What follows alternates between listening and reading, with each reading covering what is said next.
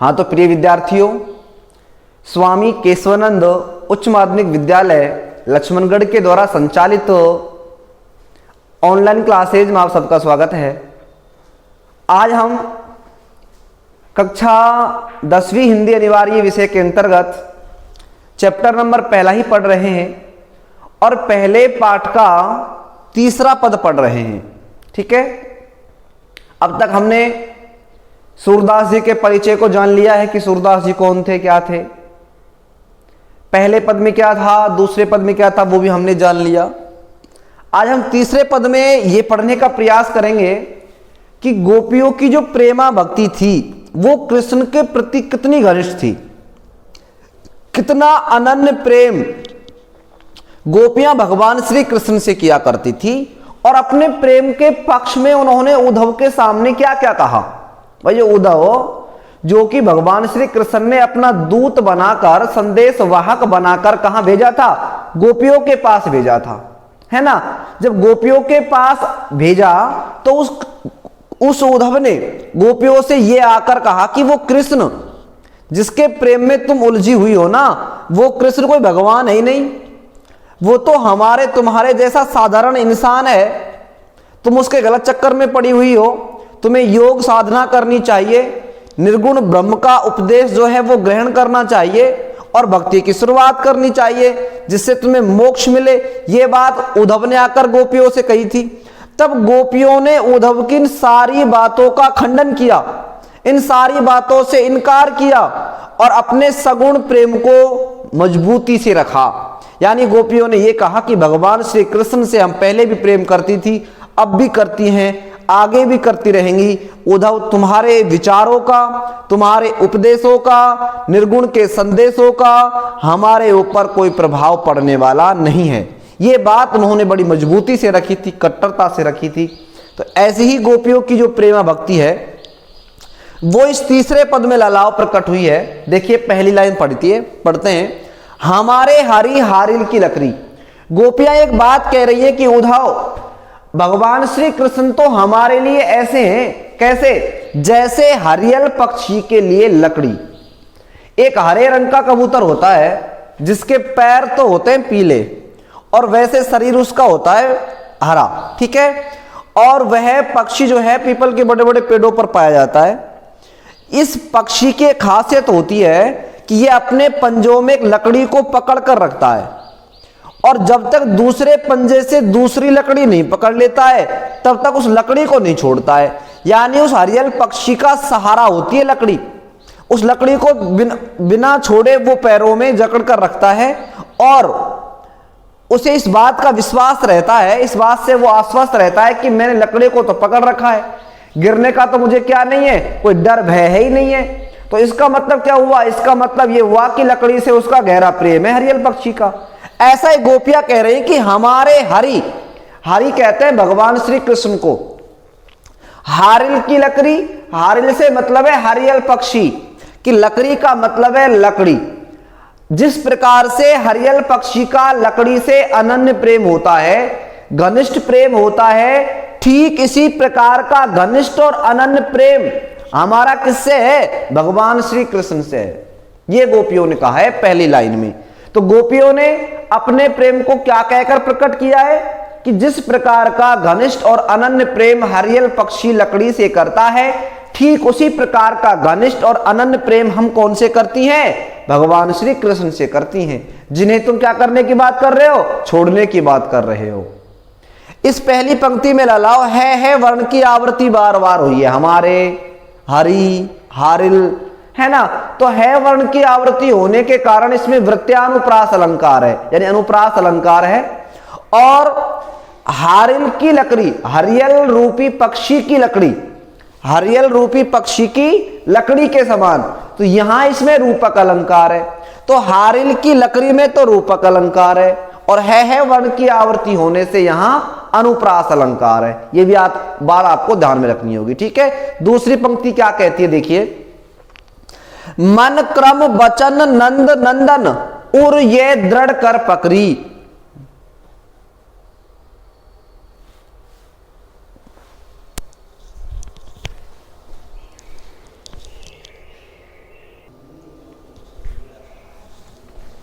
हाँ तो प्रिय विद्यार्थियों, मन क्रम वचन नंद नंदन उर, ये दृढ़ कर पकड़ी।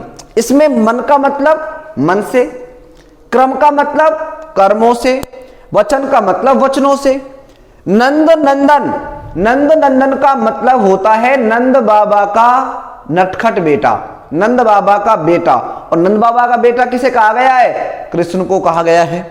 और हृदय में यह दृढ़ कर पकड़ी, उसे दृढ़ता से कस लिया है, दृढ़ता से पकड़ लिया है, जकड़ लिया है, बांध लिया है। यानी गोपियां उद्धव से ये कहती हैं, उद्धव जिस कृष्ण को तुम छोड़ने की बात कर रहे हो, उस कृष्ण को हमने अपने हृदय में मन से, कर्मों से और वचनों से बसा कर रखा है। यानी उस कृष्ण से हम इतना प्रेम करती हैं, इतना गहरा प्रेम उस कृष्ण से हमारा हो चुका है कि उस कृष्ण को हमने मन से, वचनों से, कर्मों से अपने हृदय में अच्छी प्रकार से जकड़ कर रखा है। उसे हमने अपने हृदय में प्रेम के बल पर बांध कर रखा है। किसको? भगवान श्री कृष्ण को। जागत सोवत स्वप्न दिवस निशि कान कान जकरी, जागत जागते समय, सोवत सोते समय, स्वप्न सपने में, दिवस दिन में, निशि रात में, कान कान कन्हैया कन्हैया या कृष्ण कृष्ण, जकरी का मतलब रट लगाए रहती हैं। उद्धव जिस कृष्ण को तो छोड़ने की बात कर रहा है, हम तो उस कृष्ण को रात दिन याद करती रहती हैं। सोते समय, जागते समय, सपने में, दिन में, रात में, हमेशा हमेशा दिन की 24 घड़ियों में हम कृष्ण कृष्ण नाम का जाप करती रहती हैं, कृष्ण कृष्ण के नाम की रट लगाए रहती हैं। सुनत जोग लागत ऐसो जो करुई ककरी। और उद्धव तुम जो योग की बातें कर रहे हो, निर्गुण ब्रह्म का जो उपदेश दे रहे हो, ये तुम्हारी उपदेशक बातें, ये निर्गुण ब्रह्म का संदेश तो हमें सुनने में भी रुचिकर लग रहा है। यानी तुम्हारे बातों में हमें सुनने में भी कोई आनंद नहीं है ना।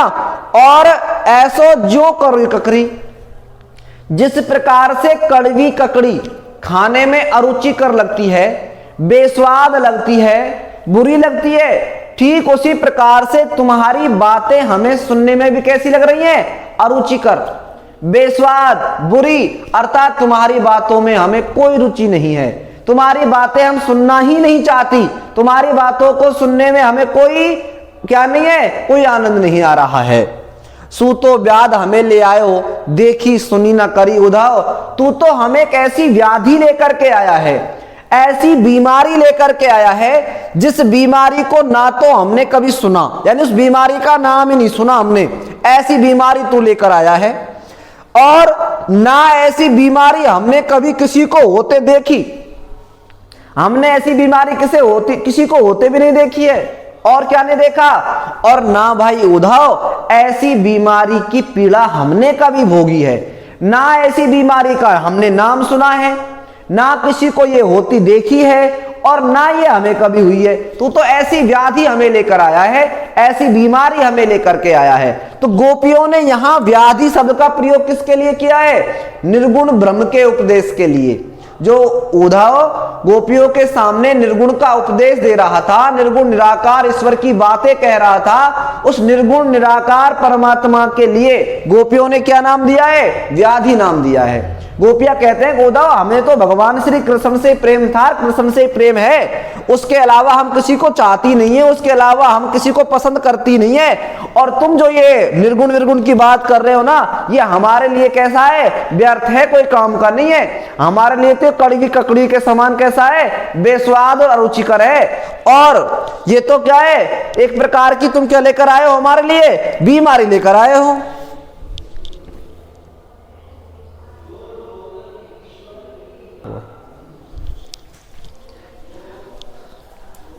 सुनत जोग लागत ऐसो जो करुई ककरी, और सूतो व्याध हमें ले आए, देखी सुनी न करी। उद्धव तू हमें एक ऐसी बीमारी लेकर आया है, जिस बीमारी के बारे में ना हमने कभी सुना है, ना हमने किसी को ऐसी बीमारी होते देखी है, और ना भाई ऐसी बीमारी की पीड़ा हमने कभी भोगी है।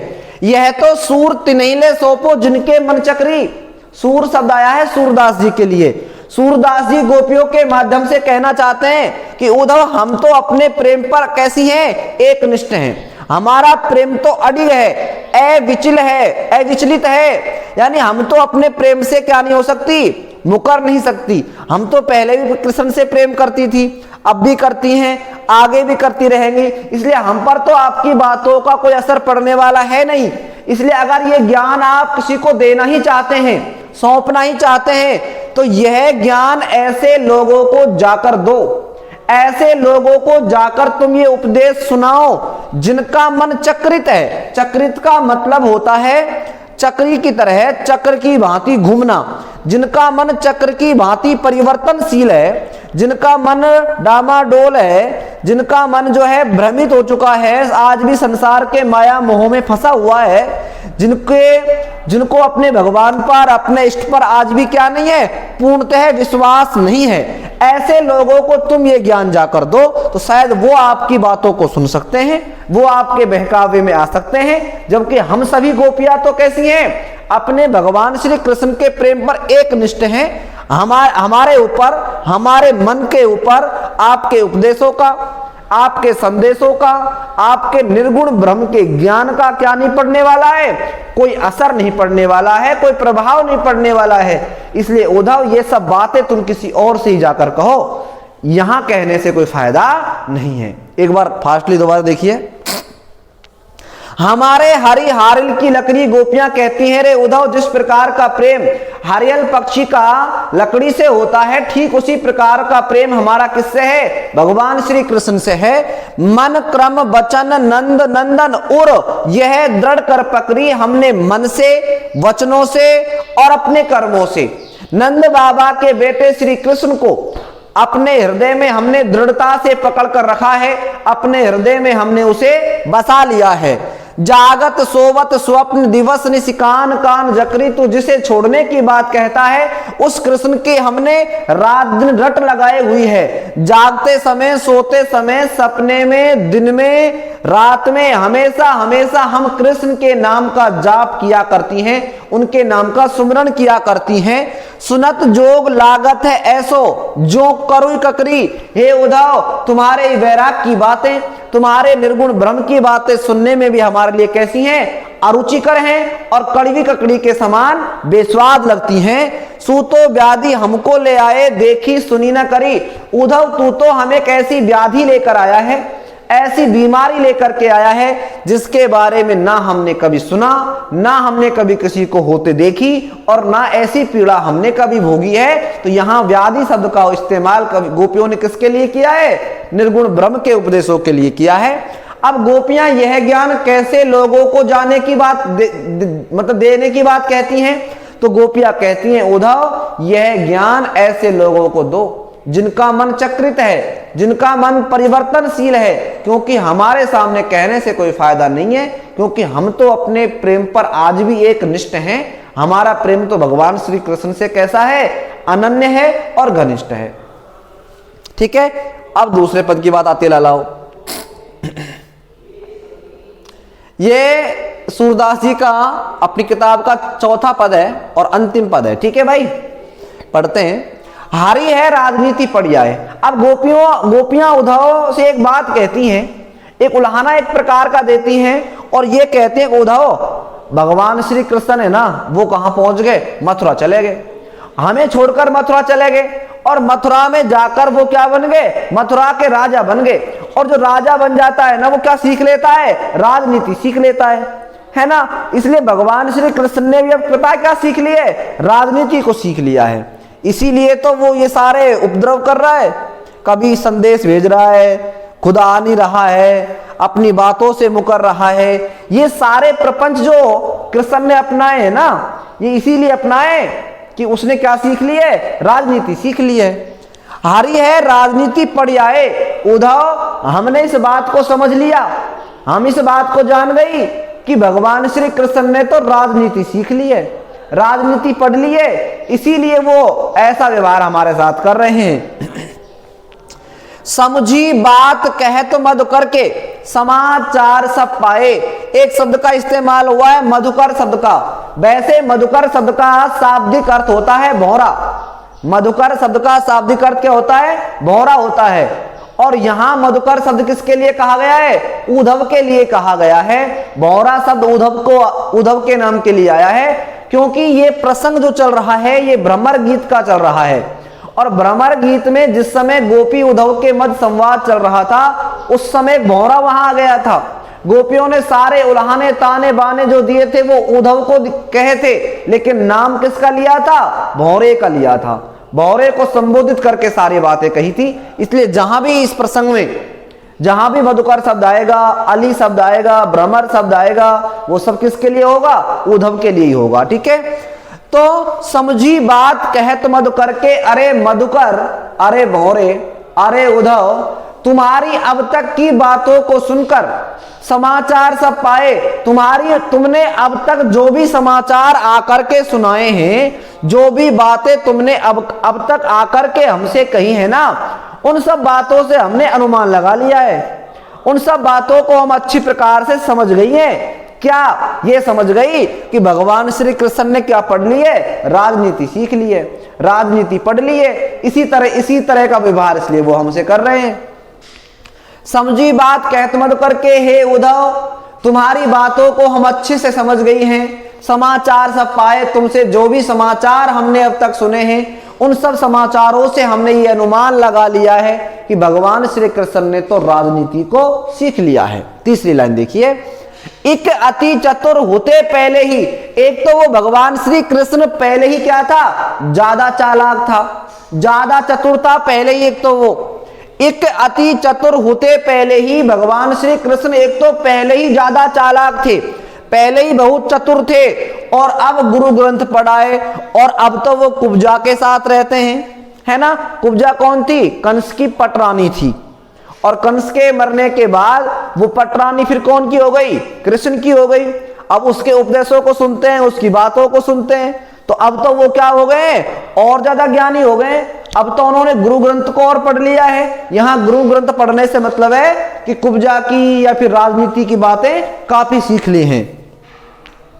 एक अति चतुर होते पहले ही, एक तो वो पहले से ज्यादा चतुर चालाक थे, और अब तो उन्होंने गुरु ग्रंथ और पढ़ लिया है, अच्छी खासी राजनीति भी सीख ली है। इसलिए वो हमसे ऐसा बर्ताव कर रहे हैं।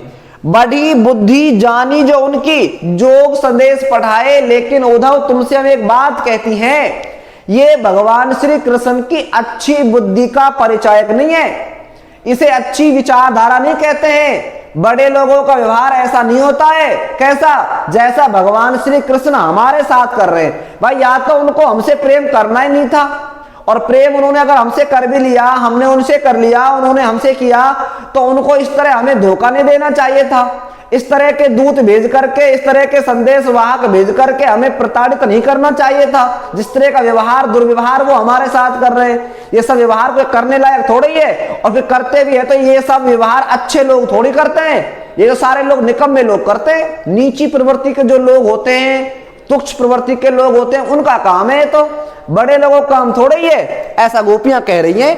बड़ी बुद्धि जानी जो उनकी, जोग संदेश पठाए उद्धव, ये उनकी अच्छी बुद्धि नहीं है।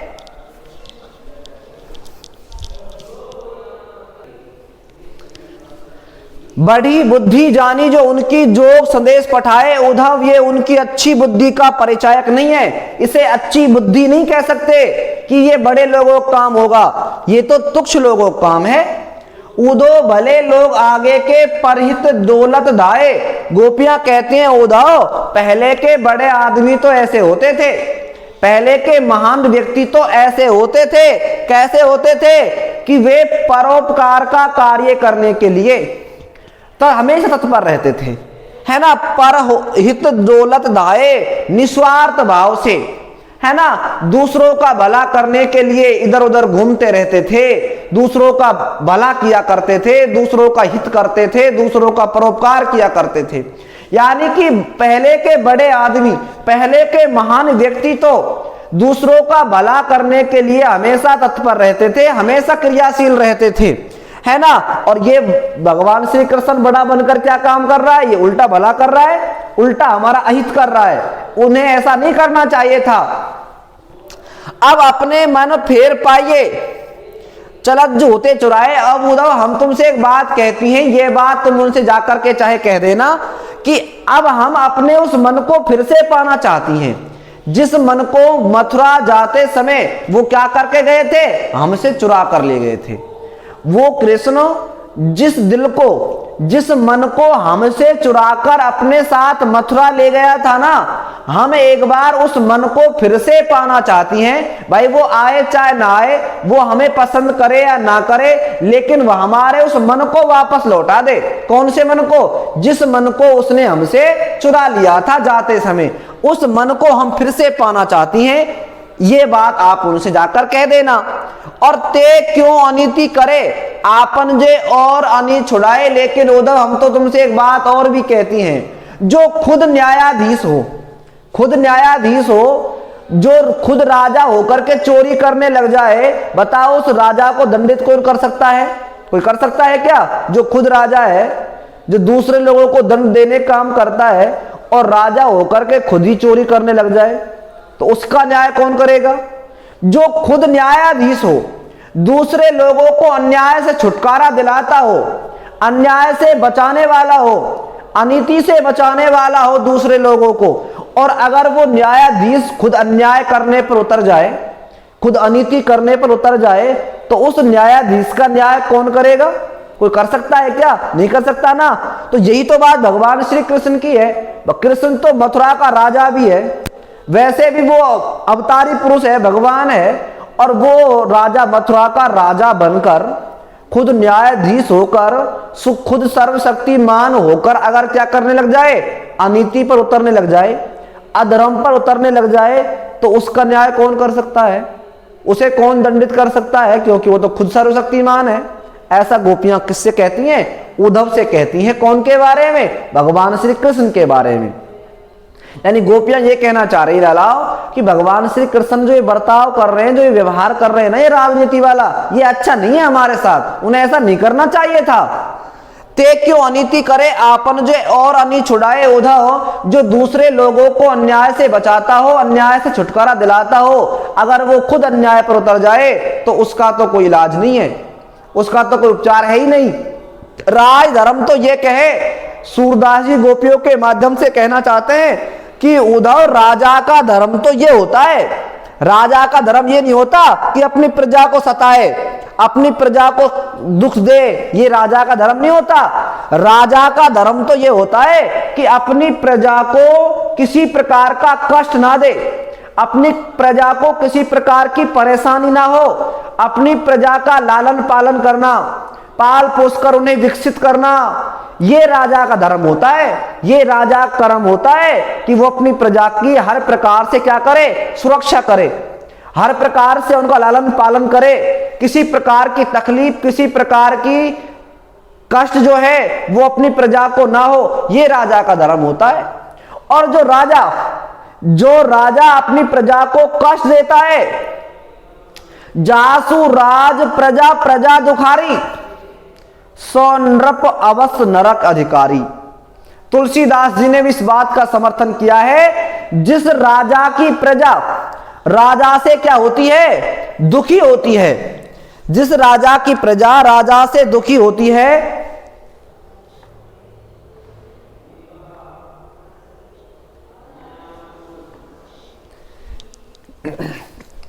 जिस राजा की प्रजा उस राजा के कर्मों से दुखी होती है, वह राजा अवश्य ही, पता है किसके अधिकार, किसके लिए योग्य होता है, नरक के योग्य होता है।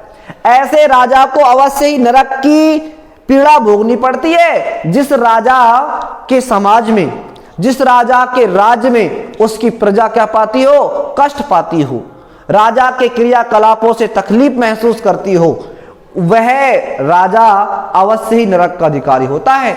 इस बात का समर्थन तुलसीदास जी ने भी किया है, और यही बात यहां पर गोपियां सूरदास जी के माध्यम से कह रही हैं। सूरदास जी ने भी इसी बात को कहा है कि राजा का धर्म प्रजा का लालन पालन होता है, प्रजा की देख रेख होता है, रक्षा करना होता है, प्रजा को सताना नहीं होता। ये बात गोपियों ने कही है। एक बार दोबारा देखिए, हारी है राजनीति पढ़ियाए, गोपियां कहती हैं उद्धव भगवान श्री कृष्ण ने राजनीति को सीख लिया है, उन्होंने राजनीति को पढ़ लिया है, इसीलिए वो इस तरह का दुर्व्यवहार हमारे साथ कर रहे हैं। समझी बात कहत मधु करके समाज सार सब पाए। उद्धव तुम्हारे सारे समाचारों को सुनकर के हमने ये अनुमान लगा लिया है कि भगवान श्री कृष्ण ने राजनीति को सीख लिया है। एक अति चतुर होते पहले ही, एक तो वो पहले से ज्यादा चतुर थे, चालाक थे, अब गुरु ग्रंथ पढ़ाए, अब तो उन्होंने गुरु ग्रंथ को और सीख लिया है और पढ़ लिया है। बड़ी बुद्धि जानी जो उनकी जोग संदेश पठाए, लेकिन ये उनकी अच्छी बुद्धि का परिचायक नहीं है कि वो खुद ना आकर के अपने वादों से मुकर गए और उन्होंने क्या किया है, उन्होंने हमारे लिए योग के संदेश भेजे हैं। उदो भले लोग आगे के परित डोला धाये। उद्धव पहले के बड़े लोग ऐसे होते थे जो हमेशा परोपकार किया करते थे, हमेशा दूसरों का हित करते थे, भला किया करते थे। और भगवान श्री कृष्ण यहाँ बड़े होकर भी क्या कर रहे हैं, हमारा अहित कर रहे हैं। ये उनकी अच्छी बुद्धि नहीं है। अब अपने में मन फेर पाइए, चलत जो होते चुराए उद्धव। अब हम उस मन को फिर से पाना चाहती हैं जिस मन को मथुरा जाते समय भगवान श्री कृष्ण चुरा कर हमसे अपने साथ ही ले गए थे। अब हम अपने उस मन को, उस हृदय को फिर से पाना चाहती हैं। ते क्यों अनीति करे आपन जे और अनी छुड़ाए। और जो खुद दूसरों को न्याय दिलाता हो, दूसरों को अन्याय से मुक्ति दिलाता हो, अगर वो खुद अन्याय करने लग जाए तो ऐसे व्यक्ति का तो न्याय कौन कर सकता है, अर्थात कोई नहीं कर सकता। राज धर्म तो ये कहे, गोपियां कहती हैं कि राजा का धर्म तो ये होता है कि उसकी प्रजा किसी प्रकार से दुख ना हो, प्रजा का वो लालन पालन करे, हर प्रकार से सुरक्षा करे, यही राजा का धर्म होता है। ये राजा का धर्म नहीं होता कि वो अपनी प्रजा को सताए, अपनी प्रजा को कष्ट दे। ठीक है, ये अपना चैप्टर पूरा हो गया। 2-3 बार यार नेट